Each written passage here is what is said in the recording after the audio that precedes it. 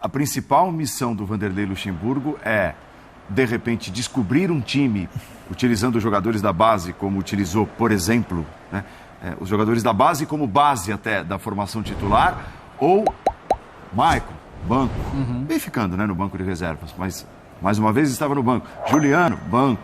Yuri Alberto, banco. Tentar tirar mais desses caras que são os chamados medalhões do time. A gente sabe que o Vanderlei, assim, ele brinca, o futebol não mudou tanto assim, quando ele fala essas coisas assim. O fato é que dentro de um vestiário ele ainda consegue ter um impacto inicial de mexer com o brilho do jogador, sabe? De tentar tirar o melhor dele, de criar um bom ambiente, de criar uma competição sadia pelas vagas. Então, eu acho que, por exemplo, pro Yuri Alberto começar um jogo desse no banco, entrar, fazer o gol, eu sei que a conversa no vestiário vai ser boa para ele, sabe? Vai ser de levantar o moral do jogador, de repente já começar de novo o próximo jogo. Então, eu acho que todo recomeço, né, embora o Corinthians esteja passando por muitos recomeços, o jogador tem que encarar como uma chance nova, sabe? De buscar crescer, de buscar se encaixar dentro do time. Isso vale tanto para os mais experientes quanto para os mais jovens, né? O garoto, o Biro, entrou cheio de personalidade hoje, fez uma boa jogada de cara, deu caneta, foi para cima. Claro que é cru, claro que ele não é a solução, mas são jogadores que de repente você vai descobrindo no mínimo como opção para jogo no decorrer. O Corinthians não vai nem tem condição de revolucionar esse elenco agora no meio do ano. Não é que o Corinthians vai fazer, olha lá, o lance que eu falava agora há pouco. Mas o Corinthians não vai trazer 3, 4 jogadores agora no meio do ano. Então, o que ele tem que trabalhar é isso aí. Quem ele tiver que recuperar, ele vai ter que recuperar. Até porque acho que o Yuri está no topo dessa fila. Sem dúvida, porque tecnicamente assim, a distância de potencial e entrega, a dele é a maior. Mas disparado é maior. Tá bom, o Paulinho, você pode colocar também. A questão é que o Paulinho, existe uma dúvida, até pela idade, do quanto ele ainda pode render. Em relação ao Yuri Alberto, não existe essa dúvida. Todo mundo sabe da qualidade técnica dele e todo mundo viu o que ele não estava entregando. Então, eu acho que esse tipo de atitude, esse tipo de escolha que o Vanderlei teve hoje, aí é aquela coisa, né? O Vanderlei, pra mim, sempre digo, cara, tivesse sido escolhido antes do início da temporada para ser técnico do Corinthians, eu diria que é uma escolha absurda. Ou teria sido uma escolha absurda, né? Por todo o contexto, pelo que o Vanderlei não conseguiu mais fazer nos seus últimos trabalhos e tudo mais. Agora, neste contexto que o próprio Corinthians se meteu, tá longe de ser uma escolha absurda. Entre alguns dos motivos, exatamente porque se ele chega, vamos supor que o Fernando Lázaro, que não tivesse sido técnico do Corinthians, e o Corinthians o tivesse escolhido para assumir o time a 2 rodadas. O Fernando Lázaro, para ele ia ficar muito difícil chegar e falar, Yuri, faz o seguinte, senta um pouco no banco, você não está bem, vamos dar... Né?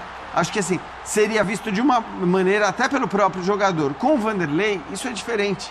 Então, esse tamanho, essa estatura que o técnico tem, adquirida pelo trabalho que ele fez, ainda que sejam trabalhos distantes, lhe permite fazer esse tipo de escolha, lhe permite deixar vários caras grandes, se ele achar que é o caso, no banco de reservas, e o jogador vai olhar para ele dizendo, bom, tudo bem, é esse cara com essa história que está tomando essa decisão, eu vou respeitar. Acho que isso existe. Então, assim, uma das vantagens, ou é um dos pontos positivos que você tem ao ter tomado a decisão de colocar o Vanderlei Luxemburgo como técnico. Porque eu acho que hoje é mais nesse tipo de coisa que ele pode fazer diferença do que naquilo que ele fazia lá atrás.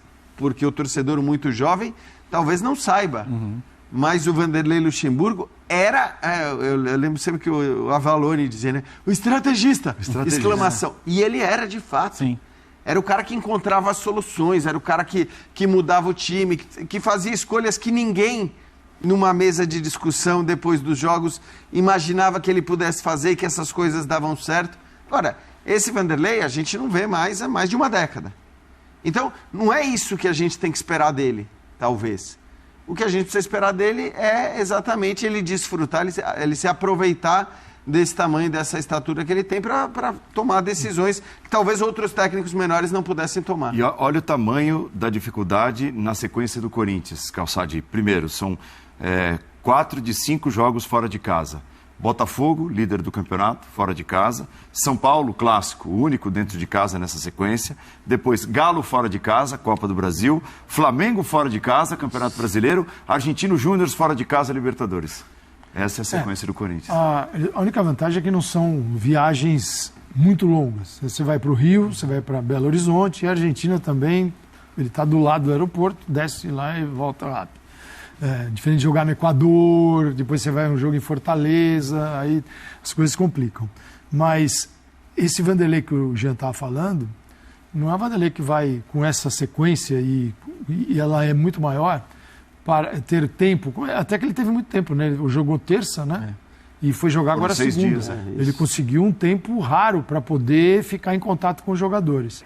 Empate justo, na sua opinião? Eu acho que empate é bem justo pelo que aconteceu na partida. Foi um Corinthians, como você disse, mais jovem e, portanto, com mais vigor físico, com mais intensidade.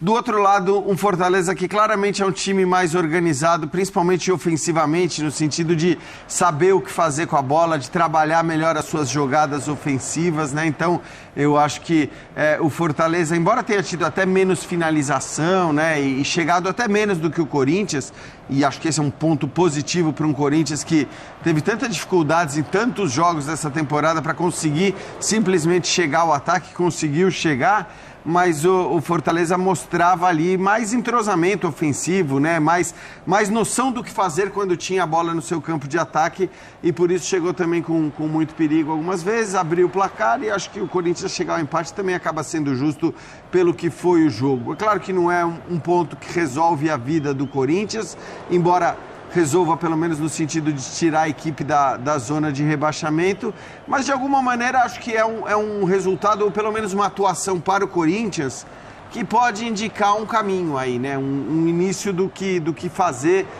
daqui para frente, pensando em melhorar, em sair dessa zona da confusão, que por sorte o Luxemburgo não tem usado esse termo, né? Mas, enfim, o Corinthians sai da zona de rebaixamento e acho que tem aí tendência, até pelo elenco que tem à disposição o Vanderlei, a tendência é que o time suba algumas posições. Até quando? Até onde? Isso a gente não sabe. Mas a tendência do Corinthians é subir, e Fortaleza, para mim, mais uma vez mostrou em vários momentos a qualidade que a gente sabe que o time do Vojvoda tem.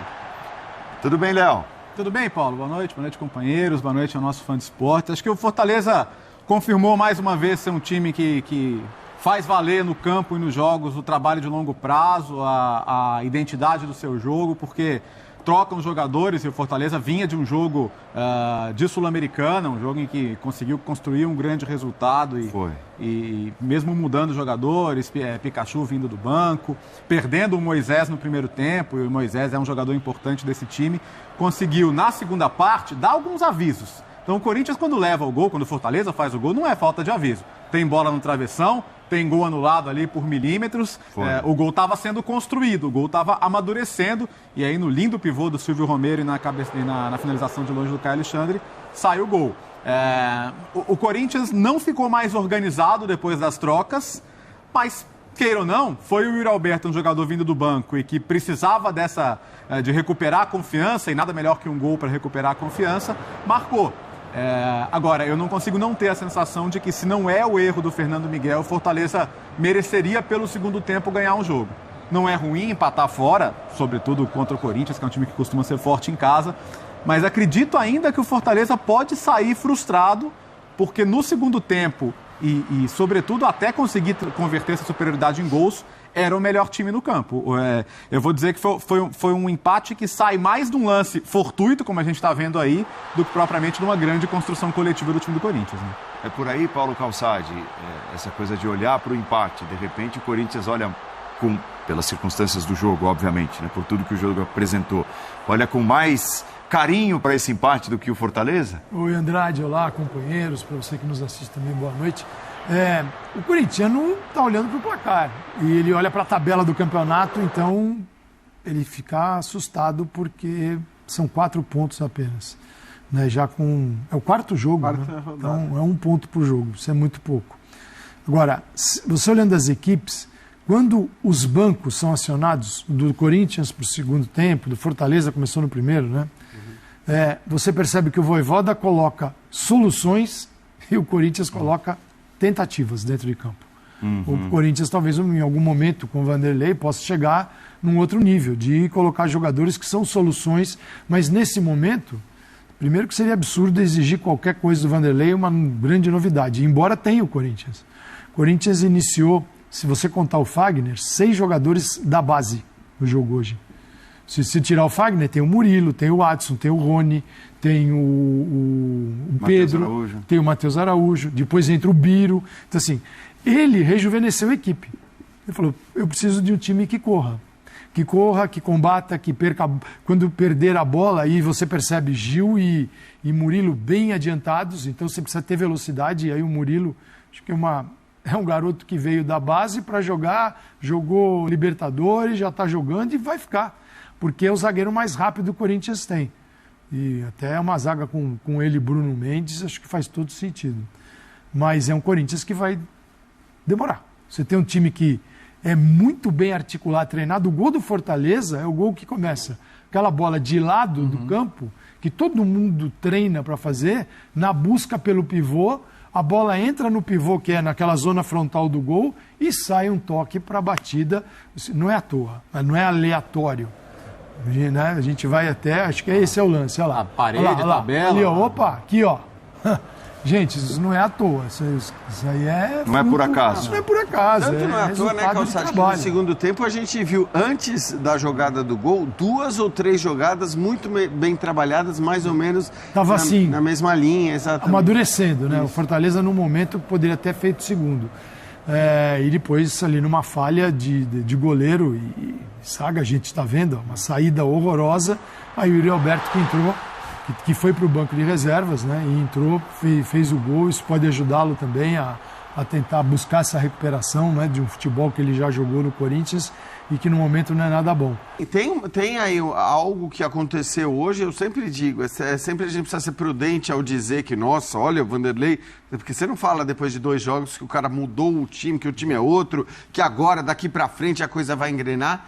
Mas é um fato, a gente precisa olhar para o que foram os 90 minutos desse jogo, para o fato que o Corinthians finalizou mais de 20 vezes para o gol, o que para o Corinthians é algo muito acima da média dele na temporada.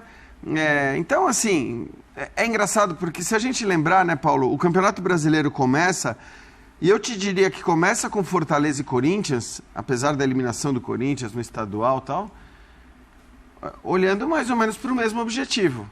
Talvez ninguém apostasse ou aposte no Fortaleza nem no Corinthians como campeão brasileiro, mas tanto Fortaleza como Corinthians entram na competição brigando para a vaga em Libertadores. E de preferência a vaga em Libertadores sem ter que disputar fase prévia e tudo mais. Só que o começo do brasileiro não apontou para isso, o começo de 3 jogos. Para mim, eu sempre repito, cara, começo de brasileiro são 10, 11, sim, 12 jogos. Isso é começo então, pra gente fazer. 4? 4 cara, um pedacinho do começo. Porque assim... porque não dá pra tirar. A história do Campeonato Brasileiro mostra quanto... A gente já tem 20 anos, o Campeonato Brasileiro de pontos corridos já é um campeonato maduro. A gente já conhece tendências. Quantos times líderes depois de 4ª rodada não caíram? Né? Não conseguiram sustentar. O Corinthians mesmo. Então, 2007, quando começa liderando. Então, assim, é necessário não se desesperar com um começo lento, nem se empolgar demais com um começo bom. Acho que a gente pode identificar tendências, mas, por exemplo, para o Corinthians, que tendência tem um time que em 4 jogos teve 4 técnicos? Não tem tendência nenhuma. Né? Tentar fazer um jogo de cada vez, tentar melhorar. Hoje, de fato, assim, coletivamente, como o Calçade falou, soluções. Que soluções? Você está tentando, você está buscando. 4 jogos, 4 técnicos, você quer ter mais de 4 pontos com isso? Em que futebol isso acontece? Nenhum futebol.